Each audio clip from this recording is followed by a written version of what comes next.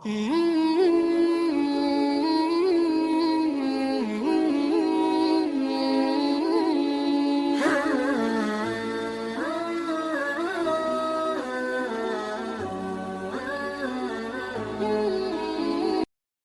علیکم ورحمۃ اللہ وبرکاتہ۔ نحمدہ ونصلی علی رسولہ الکریم، اما بعد فاعوذ باللہ من الشیطان الرجیم، بسم اللہ الرحمن الرحیم۔ حاضرین کرام، السلام علیکم۔ امید ہے کہ آپ اب تک کے ہونے والے 7 پروگراموں کو کچھ نہ کچھ سن چکے ہوں گے۔ میری آپ سے خواست ہے کہ رمضان المبارک کے ان بابرکت ایام کے اندر آپ ضرور حدیث فہمی کے حوالے سے دو مشہور ترین حدیث کی کتابیں ہیں، صحیح بخاری، صحیح مسلم، ان کی احکام سے متعلقہ حدیث جو عمدۃ الاحکام میں جمع کی گئی ہیں ان کے درست کو ضرور سماعت فرمائیں۔ 410 کے قریب احادیث ہیں اس کے اندر، اور جس میں سے اب تک ہم جو ہے وہ 126 حدیثیں آپ کے سامنے پیش کر چکے ہیں۔ آج ہم آغاز کرتے ہیں 127 نمبر حدیث سے 137 نمبر حدیث تک، اور آج کے مسائل کے اندر ہمیں جو سفر کے اندر نماز ہے اس کے حوالے سے، اور اسی طرح جمعے کے حوالے سے اور کچھ اور باتیں آپ کے سامنے پیش کرنی ہیں۔ تو آغاز کرتے ہیں۔ رب اشرح لی صدری، رب اشرح لی صدری، رب اشرح لی صدری ویسر لی امری واحلل عقدۃ من لسانی یفقہوا قولی، اللہم تقبل منا صالح الاعمال وتجاوز عن سیئات اعمالنا۔ الحدیث السابع والعشرون بعد المئہ، 127 نمبر حدیث ہے۔ عائشہ رضی اللہ عنہا سے روایت ہے، کہتے ہیں کہ ان النبی صلی اللہ علیہ وآلہ وسلم صلی فی خمیسۃ، کہ آپ صلی اللہ علیہ وآلہ وسلم نے ایک ایسی چادر میں نماز پڑھی، لہا اعلام، کہ جس کے اندر کچھ دھاریاں تھیں۔ فنظر الی اعلامہا، تو آپ صلی اللہ علیہ وسلم کی نگاہ مبارک جو ہے ان دھاریوں کی طرف اٹھ گئی نماز کے دوران۔ فلما انصرف، جب نماز سے فارغ ہو گئے نبی پاک صلی اللہ علیہ وسلم، قال، فرمایا کہ اذهبوا بخمیصتی هذه الی ابی جہم، کہ یہ ابو جہم جنہوں نے مجھے تحفہ بھیجا تھا یہ چادر، یہ واپس ان کو دے آؤ۔ واتونی، اور وہاں سے لے کے آؤ، بجانیتی ابی جہم، اور وہاں سے ایک سادی جو ہے وہ قمیض جو ہے معمولی وہ لے آؤ اس سے۔ فإنہا الحتنی آنفا، اور اس نے مجھے جو ہے وہ غافل کر دیا تھا عن صلاتی، اپنی نماز سے۔ تو نبی پاک صلی اللہ علیہ وسلم اپنی نماز کے اندر خشوع و خضوع کا کتنا خیال رکھا کرتے تھے کہ رسول اللہ صلی اللہ علیہ وسلم جو ہے وہ ایسے کاموں سے کہ جو نماز کے خشوع کے اندر فرق ڈالے ان سے دور ہٹتے تھے۔ اللہ رب العزت سے دعا ہے کہ اللہ تبارک و تعالی ہمیں بھی ایسے ہی خشوع و خضوع کے ساتھ نماز پڑھنے کی توفیق عطا فرمائے۔ اچھا، اس کے بعد اگلی حدیث جو ہے وہ ہے سفر کے اندر نمازوں کو جمع کرنے سے متعلق۔ الحدیث الثامن والعشرون بعد المئہ، عن عبداللہ ابن عباس رضی اللہ عنہما قال کان رسول اللہ صلی اللہ علیہ وآلہ وسلم یجمع بین صلاۃ الظہر والعصر، کہ اللہ کے رسول صلی اللہ علیہ وسلم نماز ظہر اور عصر کو اکٹھا کر لیا کرتے تھے۔ اذا کان علی ظہر سیر، کہ جس وقت آپ جو ہے وہ سفر کے اوپر ہوتے تو اس وقت ظہر عصر اکٹھا کر لیا کرتے۔ اچھا، جب اگر تو ظہر کی نماز کے اور عصر کی نماز کے اکٹھے کرنے کے 3 طریقے ہیں۔ پہلا طریقہ یہ ہے کہ آپ ظہر کی نماز کے ساتھ ہی عصر کی نماز بھی پڑھ لیا کریں اگر آپ سفر کے اندر ہیں، اور اگر آپ اس طرح نہیں کرنا چاہتے اور کسی ایسی جگہ پہ پڑاؤ ہے کہ جہاں پہ آپ ظہر کو مؤخر کر کے عصر کی وقت کے اندر پہلے ظہر پڑھیں بعد میں عصر پڑھیں، تو تب بھی یہ بالکل جائز ہے۔ اسی طرح مغرب اور عشاء کا، اور فجر کو کسی کے ساتھ بھی اکٹھا نہیں کیا جائے گا۔ اور جو تیسرا طریقہ ہے وہ یہ ہے کہ ظہر کے آخری وقت میں ظہر پڑھی جائے اور عصر کے وقت شروع ہوتے ہی عصر کی نماز پڑھ لی جائے۔ مثال کے طور پر اگر آج کل اگر ہم یہ دیکھ لیں، اپنے کیلنڈر سے اپنا دیکھ سکتے ہیں کہ اگر 3:30 بجے عصر کی نماز کا وقت شروع ہو تو ظہر کی نماز اس طرح اکٹھی ہو سکتی ہے عصر کے ساتھ، یہ بھی کہ جس میں ظہر کی نماز جو ہے وہ 3:15 جو ہے 15-17 منٹ پہ شروع کی جائے، اور جیسے ہی ظہر کی نماز ختم ہو تو ساتھ ہی اتنی دیر میں عصر کا نماز کا وقت شروع ہو چکا ہوگا اور وہ ساتھ ہی عصر کی نماز پڑھ لی جائے۔ اس طرح تو یہ عام مقیم آدمی بھی کسی وقت اکٹھا کر سکتا ہے، لیکن وہ جو پہلی صورتیں ہیں وہ مسافر ہی کرے گا، مسافر کے علاوہ یہ نہیں کرنی چاہیے۔ اچھا، اسی طرح آگے فرمایا کہ وَيَجْمَعُ بَيْنَ الْمَغْرِبِ وَالْعِشَاءِ، اور مغرب اور عشاء کی نمازیں بھی اسی طرح اکٹھی کر لیا کرتے تھے جیسے میں نے بھی آپ کو ترتیب بتائی ہے۔ اچھا، دوسری بات یہ سفر کے حوالے سے یاد رکھیے کہ سفر جو ہے یہ کتنا سفر ہو، ایک یہ سوال ہوتا ہے کہ کتنے سفر کے اوپر جو ہے وہ نماز جو ہے وہ اکٹھی کی جائے گی۔ بعض علماء کے نزدیک وہ سفر کے جو سفر کا جس کے اوپر لفظ بولا جائے اتنے سفر کے اوپر جو ہے سفر کی نماز جو ہے وہ ہوگی۔ اب وہ کتنا ہے، نبی مکرم صلی اللہ علیہ وسلم کی ایک حدیث ہے 3 فرسخ کی۔ اچھا، یہ جو فرسخ ہوتا ہے، ایک فرسخ جو ہے وہ ہوتا ہے 3 میل کا، تو 3 میل کا ایک فرسخ، تو 3 فرسخ ہوئے 9 میل کے۔ اور یہ جو میل ہے یہ ہمارا جو آج کل چلنے والا ہے یہ والا میل نہیں ہے، بلکہ یہ 2400 والا ہے میل، یعنی 2400 گز والا اس کو میل کہتے ہیں، یہ حجازی میل تھا۔ اب یہاں پر اس کو آپ ضرب دے کے دیکھ لیں 9 کے ساتھ تو آپ کو جواب آئے گا 21.6، یعنی 21.6 آج کل کے جو کلومیٹر ہوں گے، اتنا سفر ہو تو پھر انسان سفر جو قصر پڑھ سکتا ہے۔ اور قصر پڑھنے کے لیے جہاں پہ 2 رکعت پڑھیں گے 4 کی بجائے ظہر عصر اور عشاء کی، وہاں پر آپ کے لیے یہ لازم ہے کہ اگر آپ بستی کے اندر ہی ہیں اور سفر شروع کر لیا ہے تو جب تک آپ بستی سے باہر نہیں نکلیں گے اتنی دیر تک آپ جو ہے وہ نمازیں تو 2 اکٹھی کر سکتے ہیں، لیکن اس کے ساتھ جو ہے وہ 4 کی 2 رکعتیں نہیں پڑھ سکتے۔ 2 رکعتیں اس وقت ہوں گی کہ جس وقت آپ اپنی بستی سے باہر نکل جائیں گے۔ اسی طرح واپسی کے اندر بھی جب بستی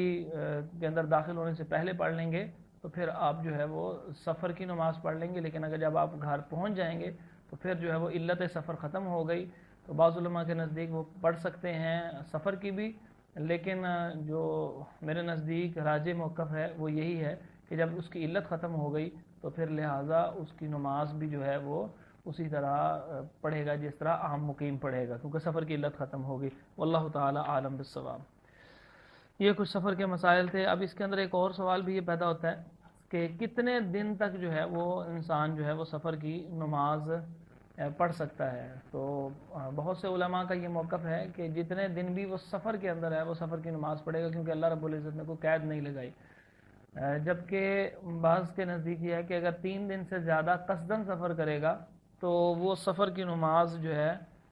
نہیں پڑھے گا۔ اس کی وجہ یہ ہے ان کے نزدیک کیونکہ 3 دن تک انسان جو ہے وہ کسی جگہ مہمان کی جو اس کے احکامات اس کے اوپر لاگو ہوتے ہیں، جب وہ مہمان رہے گا نہیں 3 دن بعد کسی جگہ پہ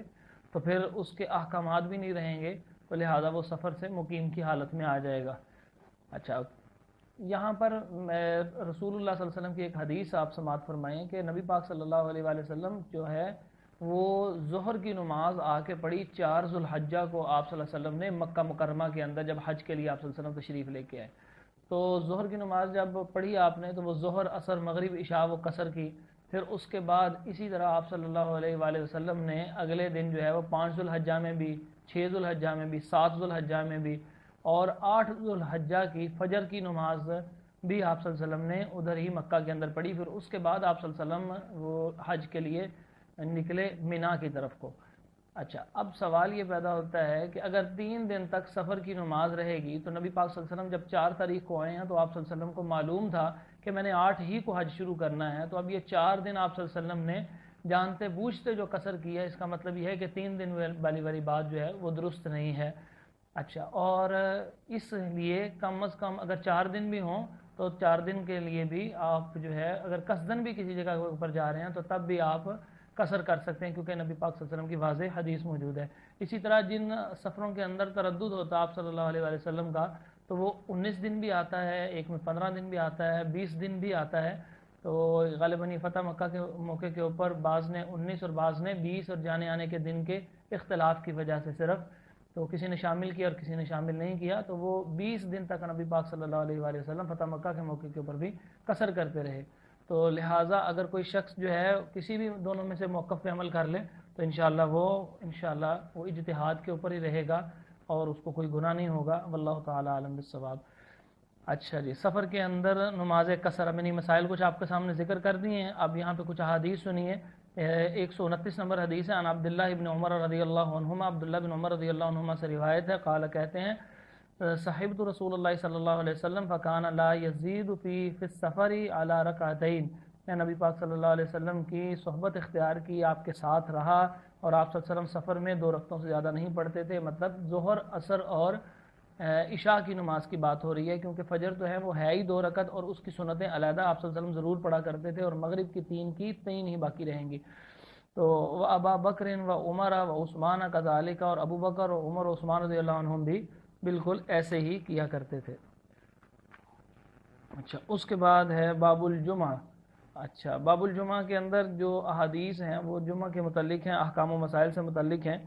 تو یہ سنیے۔ ان سہل بن سعد الساعدی رضی اللہ تعالی عنہ، سہل بن سعد الساعدی رضی اللہ تعالی عنہ سے روایت ہے، کہتے ہیں کہ ان رجالا تمارون فی منبر رسول اللہ صلی اللہ علیہ وسلم من ای عود ہوا، کہ لوگوں کے درمیان اختلاف ہو گیا کہ اللہ کے رسول صلی اللہ علیہ وسلم کا جو ممبر ہے وہ کس لکڑی کا ہے۔ تو فقال سہل، تو سہل رضی اللہ عنہ کہنے لگے کہ من طرفاء الغابتی، کہ جنگل کے اندر جو جھاؤ کے درخت ہوتے ہیں ان میں سے اس کی لکڑی کاٹ کے جو ممبر بنایا گیا تھا۔ وقد رأیت رسول اللہ صلی اللہ علیہ وسلم قام علیہ، اور کہنے لگے کہ میں نے خود اللہ کے رسول صلی اللہ علیہ وسلم کو دیکھا ہے کہ آپ صلی اللہ علیہ وسلم اس کے اوپر کھڑے ہوئے۔ اب یہاں پر ایک اور، یعنی وہاں پہ پچھلی مسئلہ تو گزر گیا کہ ممبر ہوتا تھا، یہ جمعے کے لیے کے باب میں اس لیے ذکر کر دیا کہ ممبر کے اوپر جو ہے وہ کھڑے ہو کے خطبہ دینا چاہیے جب ممبر موجود ہو، اگر ممبر موجود نہ ہو تو پھر ایک علیحدہ بات ہے۔ تو اب وہ اگلی بات بتا رہے ہیں کہ نبی پاک صلی اللہ علیہ وسلم نے لوگوں کو سکھانے کے لیے اس لکڑی کے ممبر پہ کھڑے ہو کے نماز پڑھائی ہے، ذرا سنیے۔ وقد رأیت رسول اللہ صلی اللہ علیہ وآلہ وسلم قام علیہ فکبر وکبر الناس وراءہ وہو علی الممبر، کہ میں نے اللہ کے رسول صلی اللہ علیہ وسلم کو دیکھا کہ آپ صلی اللہ علیہ وسلم اس ممبر کے اوپر کھڑے ہوئے۔ اچھا، وہ ہمارے ہاں تو چونکہ پہلی سیڑھی پہ کھڑے ہوتے ہیں، نبی پاک صلی اللہ علیہ وسلم سب سے اوپر یعنی تیسری سیڑھی کے اوپر کھڑے ہوا کرتے تھے۔ تو اس کے بعد کہنے لگے کہ آپ صلی اللہ علیہ وسلم نے اوپر کھڑے ہو گئے، فکبرا، انہوں نے آپ صلی اللہ علیہ وسلم نے اللہ اکبر کہا، وکبر الناس، اور لوگوں نے بھی اللہ اکبر کہا، وراءہ، آپ کے پیچھے، یعنی نماز پڑھائی آپ صلی اللہ علیہ وسلم نے، وہو علی الممبر، اور آپ صلی اللہ علیہ وآلہ وسلم جو تھے وہ ممبر کے اوپر کھڑے ہوئے تھے۔ ثم رکع، پھر جب رکوع کی باری آئی تو آپ صلی اللہ علیہ وسلم نے رکوع کیا۔ فنزل القہقری حتی سجد فی اصل الممبر، پھر آپ صلی اللہ علیہ وسلم رکوع کے بعد جب سر اٹھایا، یعنی آپ نے دوسرا قیام ہے جس کو کہتے ہیں رفع راسہ من الرکوع، وہ کیا، اور پھر اس کے بعد جب جھکنے لگے آپ صلی اللہ علیہ وسلم سجدے کے لیے، تو پھر سجدے کے لیے جھکنے کے لیے آپ علیہ الصلوۃ والسلام نے کیا کیا کہ آپ صلی اللہ علیہ وسلم اپنے، یعنی یہ ممبر ہے تو ممبر سے پچھلی ایڑیوں کے بس پیچھے کو اترے آپ صلی اللہ علیہ وآلہ وسلم، اور آپ صلی اللہ علیہ وسلم نے ممبر کی جڑ کے اندر نیچے سجدہ کیا۔ ثم عاد حتی فرغ من آخر صلاتہ، پھر آپ صلی اللہ علیہ وسلم نے اسی طرح دوبارہ کیا یہاں تک کہ آپ صلی اللہ علیہ وآلہ وسلم نے اپنی ساری نماز مکمل کر لی۔ ثم اقبل علی الناس، پھر لوگوں کی طرف متوجہ ہوئے، فقال، اور کہا، یا ایھا الناس، اے لوگو، انما صنعت ھذا، کہ میں نے یہ کام اس لیے کیا ہے، لتأتموا بی ولتعلموا صلاتی، کہ تم جو ہے وہ میری اقتداء کر لو اور تم میری نماز وہ سیکھ لو کہ کس طرح میں نماز پڑھتا ہوں۔ اور پھر فرمایا کہ فصلى وهو قائم، فصلى وهو علیہ ثم کبر علیہ۔ اچھا، کہ دوسری روایت کے لفظ ہیں کہ آپ صلی اللہ علیہ وسلم نے نماز پڑھی اور آپ صلی اللہ علیہ وسلم ممبر کے اوپر تھے، پھر آپ صلی اللہ علیہ وسلم ممبر پہ کھڑے ہو کے اللہ اکبر کہا۔ اچھا، اس کے بعد ثم رفع وهو علیہ، پھر آپ صلی اللہ علیہ وسلم نے اس سے بلند ہوئے، یعنی رکوع سے سر اٹھایا، اور اس وقت بھی آپ ممبر کے اوپر ہی موجود تھے۔ ثم نزل القہقر،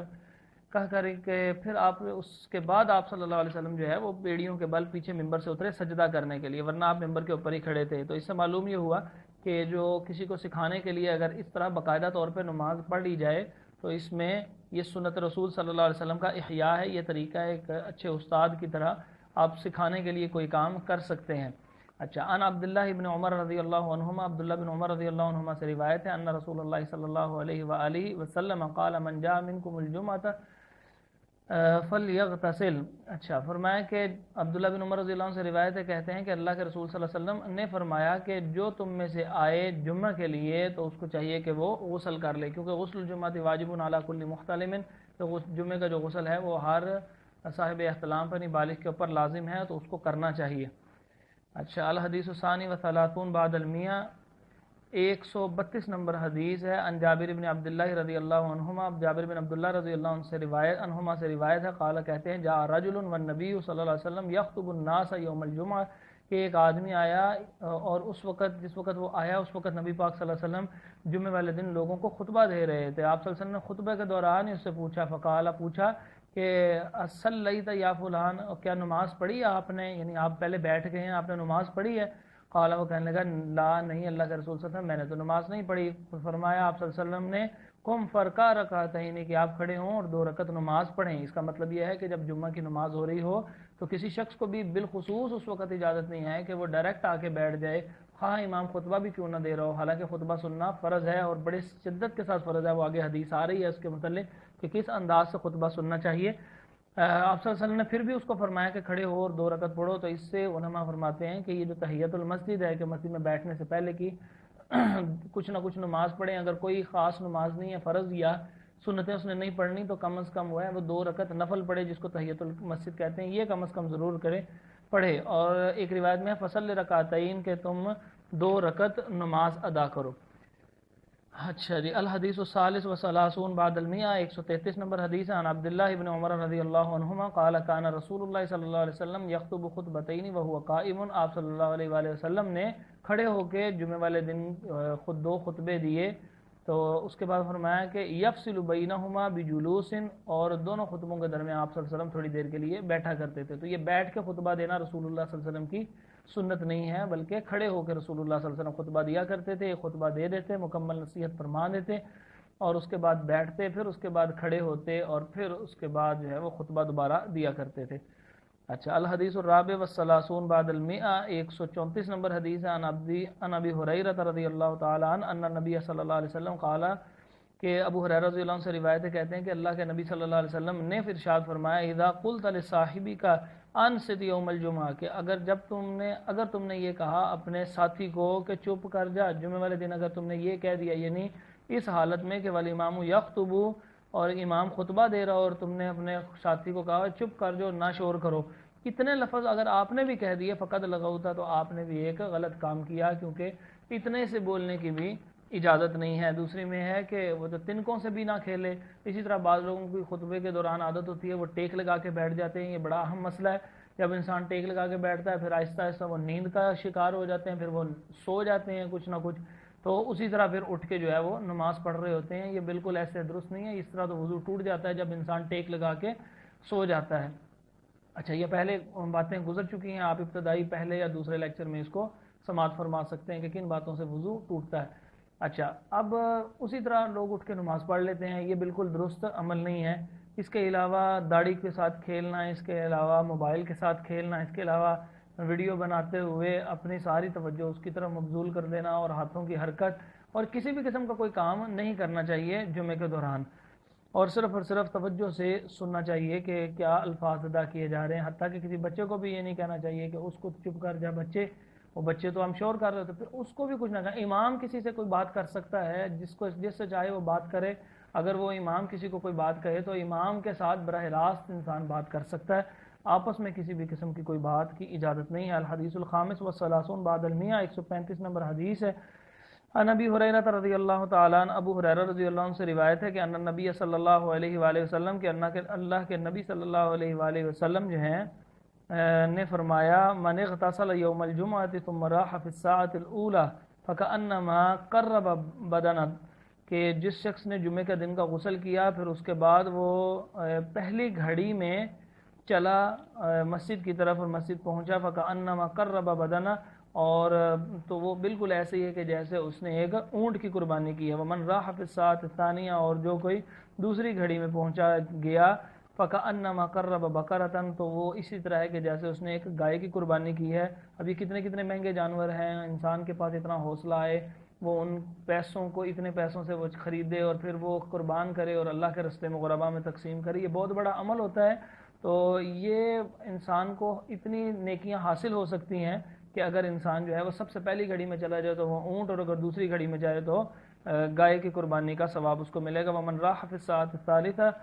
فکأنما قرب کبشا اقرنا،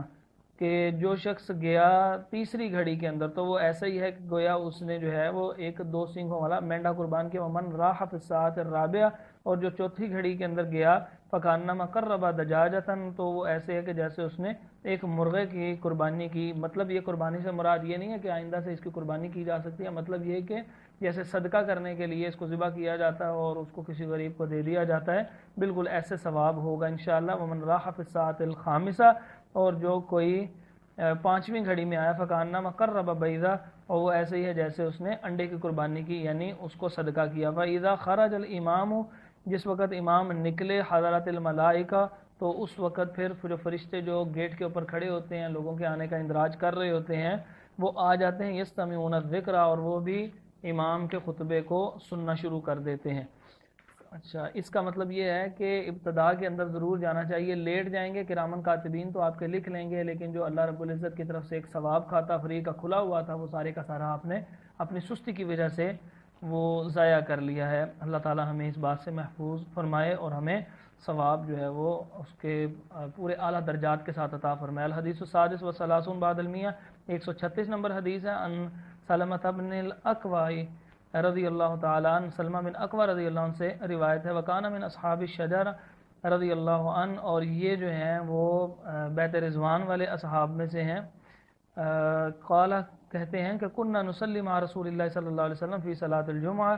کہ ہم نے اللہ کے رسول صلی اللہ علیہ وسلم کے ساتھ جمعہ کی نماز پڑھی، ثم ننصرف، پھر ہم واپس لوٹے۔ جب جمعہ کی نماز پڑھ لی تو ہم واپس لوٹے۔ اصل میں یہ جو جمعہ والا دن ہوتا ہے اس دن ظہر کی نماز نہیں ہوتی، اور اس دن جو ہے وہ صرف جمعہ پڑھنا ہوتا ہے اور اس کا خطبہ سن کے جمعہ ادا کرنا ہے۔ تو جس وقت خطبے کا وقت ہوتا ہے وہ زوال کے بعد شروع ہوتا ہے۔ آپ صلی اللہ علیہ وسلم مختصر خطبہ دیا کرتے تھے اور ساتھ ہی آپ صلی اللہ علیہ وسلم نماز پڑھا دیا کرتے، جیسے عام سفر کے علاوہ نبی پاک صلی اللہ علیہ وسلم ظہر کی نماز فوری طور پہ ادا کر دیا کرتے تھے زوال ہوتے ہی، یعنی سورج جو ہے وہ اس طرف کو زائل ہوتے ہی اسی وقت ادا کر دیا جاتا، ظہر کی نماز شروع ہونے کے وقت کے ساتھ ہی ظہر پڑھ لی جاتی۔ اسی طرح جمعہ بھی اسی طرح پڑھ لیا جاتا تھا اور مختصر خطبے کے ساتھ۔ تو جس وقت کہتے ہیں صحابی کہتے ہیں جب یہ ہم واپس جاتے ہیں نا تو وَلَيْسَ لِلْحِيطَانِ ظِلٌّ نَسْتَظِلُّ بِهِ، کہ کوئی ایسی دیواریں نہیں ہوتی تھیں کہ جن کا سایہ جو ہے ہم حاصل کر کے اپنے گھروں میں سکون سے پہنچ سکتے، یعنی ابھی تو دیواروں کا سایہ بھی اتنا طویل نہیں ہوا ہوتا تھا، اتنی جلدی جمعہ ہو جاتا تھا۔ تو اس سے معلوم ہے کہ یہ جو 2-2 3-3 بجے، 2:30 بجے، 3:30 بجے،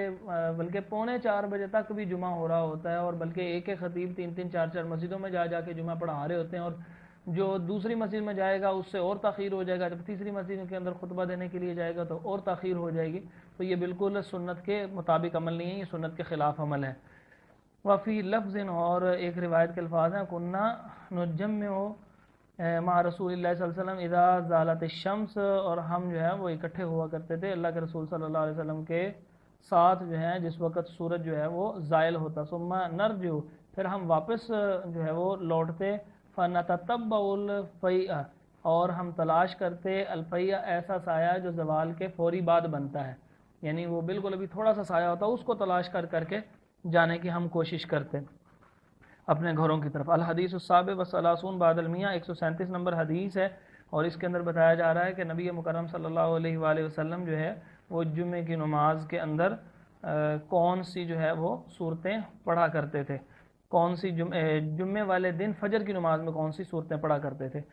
جمعے والے دن جمعے کی نماز کے اندر جو ہے وہ سورۃ جمعہ اور سورۃ المنافقون، اور دوسرے کے اندر ہے سورۃ اعلیٰ اور سورۃ الغاشیہ، اور جمعے والے دن فجر کی نماز کی یہ جو ہیں وہ صورتیں بتائی جا رہی ہیں۔ ابو ہریرہ رضی اللہ عنہ سے روایت ہے، کہتے ہیں کہ کانا رسول اللہ صلی اللہ علیہ وآلہ وسلم یقرأ فی صلاۃ الفجر یوم الجمعہ، کہ نبی مکرم صلی اللہ علیہ وسلم جو ہے وہ جمعے والے دن فجر کی نماز میں تلاوت کیا کرتے تھے پہلی رکعت کے اندر الف لام میم تنزیل، یہ سورۃ السجدہ، الف لام میم سجدہ والی سورت تلاوت کیا کرتے تھے، اور یہ سورت کا نمبر جو ہے غالباً 32 نمبر یہ سورت ہے،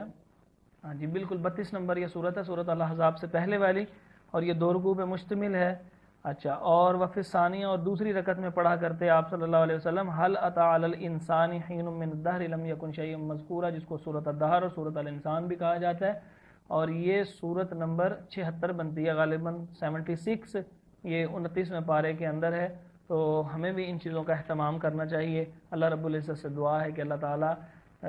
اس سب چیز کو قبول فرمائے، ہمیں عمل کرنے کی توفیق عطا فرمائے، اور جو بشری کمیاں کوتاہیاں ہوتی ہیں اللہ رب العزت ان کو معاف فرما دے۔ میں تو بالخصوص کوئی بالکل بھی دعویٰ نہیں کرتا کہ کوئی غلطی نہیں ہوئی ہوگی، انسان ہونے کے ناطے بہت سی غلطیاں ہو جاتی ہیں، زبان پہ کئی الفاظ جو ہیں وہ قرات کے دوران بھی اٹک جاتے ہیں، بعض اوقات جو ہے وہ ترجمہ کرتے ہوئے اس کا مفہوم سا آپ کے سامنے ذکر ہو جاتا ہے، لفظی ترجمے کا اہتمام نہیں ہو سکتا، کیونکہ جس وقت روانی سے آپ نے گفتگو کرنی ہوتی ہے تو کچھ نہ کچھ ایسی باتیں جو ہے وہ ترجمے کی بجائے ترجمانی جس کو آپ کہتے ہیں وہ ہو جاتی ہے، لیکن الحمدللہ کوئی ایسی غلط بات نہیں ہوتی۔ لیکن پھر بھی اگر اس کے اندر بھی کوئی بے ادبی کا پہلو ہے تو ہم اللہ رب العزت سے دعا کرتے ہیں کہ اللہ رب العزت اپنے خاص رحمت فرماتے ہوئے ہمیں معاف فرما دے۔ بہرحال ہم سے درگزر اگر اللہ نے نہ کیا تو ہم نقصان میں رہ جائیں گے۔ اللہ تعالی ہم سب کو عافیت کے ساتھ رکھے۔ السلام علیکم ورحمۃ اللہ وبرکاتہ۔